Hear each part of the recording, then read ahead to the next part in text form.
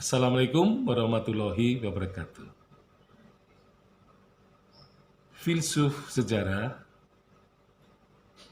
agaknya memang sangat meremehkan upaya yang dilakukan oleh sejarawan untuk merekonstruksi sejarah.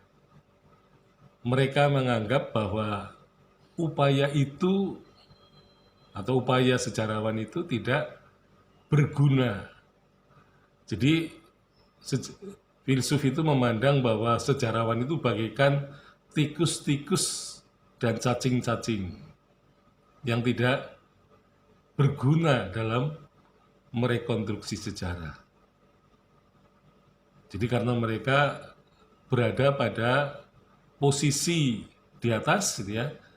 Nah, tetapi upaya Niebuhr dan Ranke ini ketika berhasil, maka para filsuf sejarah ini mengalami apa istilahnya ya, mengalami kemuraman.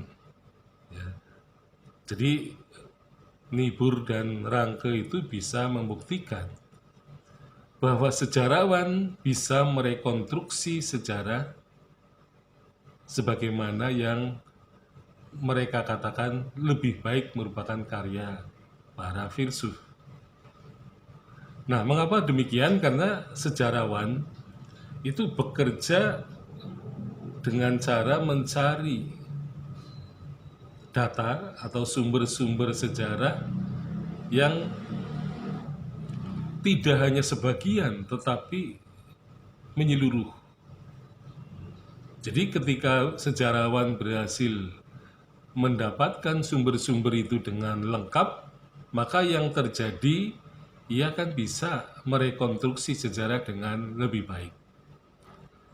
Nah, mengapa seringkali orang atau sejarawan seringkali bergaya seperti filsuf, ya, melakukan perenungan, melakukan pemikiran yang lebih bersifat a priori, itu karena yang terjadi karena sumber-sumber sejarah kita ini sangat terbatas. Artinya sejarawan gagal ya mengumpulkan sumber-sumber sejarah ya lebih dari 50% katakanlah. Jadi yang diperoleh mungkin hanya 20% gitu. Sehingga akhirnya terjadi kekosongan sumber. Jadi ketika sumber sejarah itu tidak tersedia, maka sejarawan ketika merekonstruksi sejarah dengan cara menginterpretasikan fakta-fakta sejarah, maka ia akan mengalami kesulitan. Karena apa?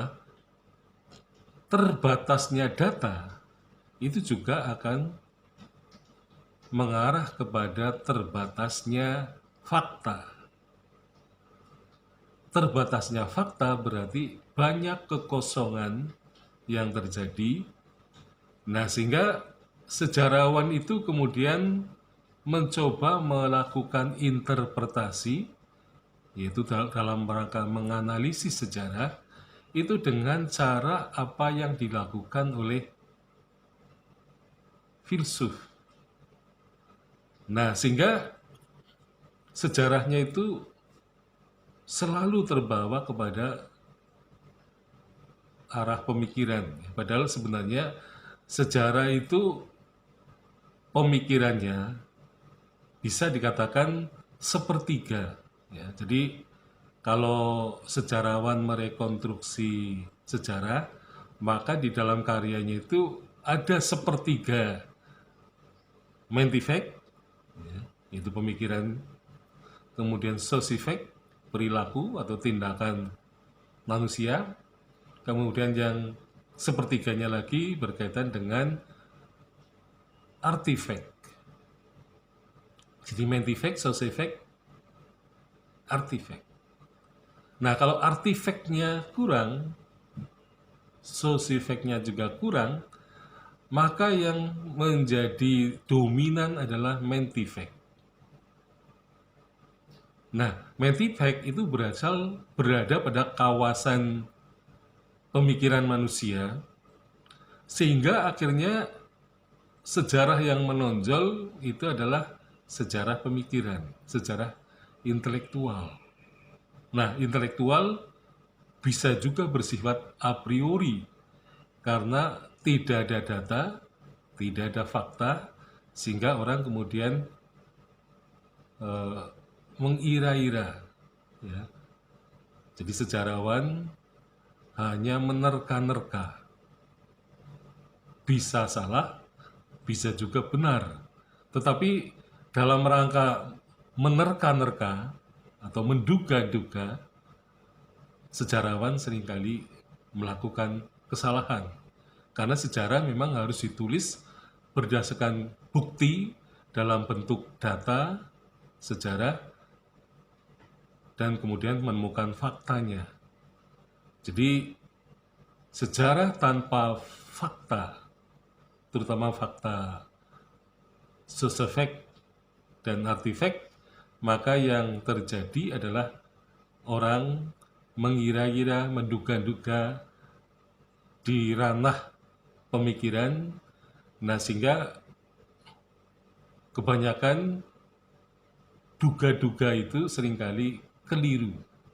Ya, jadi contohnya misalnya Purbocaraka pernah menduga bahwa Rakai Panaraban itu adalah salah baca dari Rakai Panangkaran. Nah, itu dugaan itu karena tidak ada sumbernya. Artinya sumbernya hanya berdasarkan Carita Parahyangan yang menyatakan bahwa Sanjaya menyuruh putranya Rakai Panaraban untuk berpindah agama karena agama Sanjaya itu karena menyebabkan Sanjaya ditakuti oleh banyak orang. Artinya dia tidak disukai oleh banyak orang sehingga Sanjaya menyuruh putranya untuk berpindah agama. Nah, Purbocaraka menganggap Rakai Panaraban salah baca dari Rakai Panangkaran. Nah, ternyata pada tahun dekade 80-an ditemukan prasasti Wanua Tengah Tiga. Nah, di dalam prasasti Wanua Tengah Tiga itu disebutkan raja-raja yang pernah berkuasa di Medang Ripoh Pitu. Di situ ada nama Rakai Panangkaran yang digantikan oleh Rakai Panaraban. Nah, dengan demikian berdasarkan sumber prasasti Wanua Tengah Tiga itu, maka Rakai Panangkaran dan Rakai Panaraban bukanlah orang yang sama, tetapi berbeda. Meskipun Rakai Panangkaran juga berpindah agama ke agama dari Siwa ke Buddha karena faktor guru ayahnya yang tidak bisa dipercaya.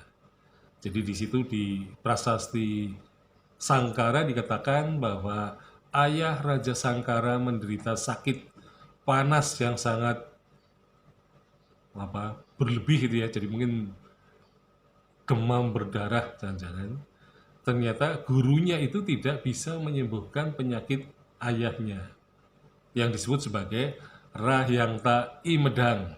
Nah, akhirnya ayahnya itu meninggal sehingga Rakai Panangkaran takut terhadap guru sang ayah sehingga dia kemudian beralih beragama Buddha Mahayana. Sekian, Assalamualaikum warahmatullahi wabarakatuh.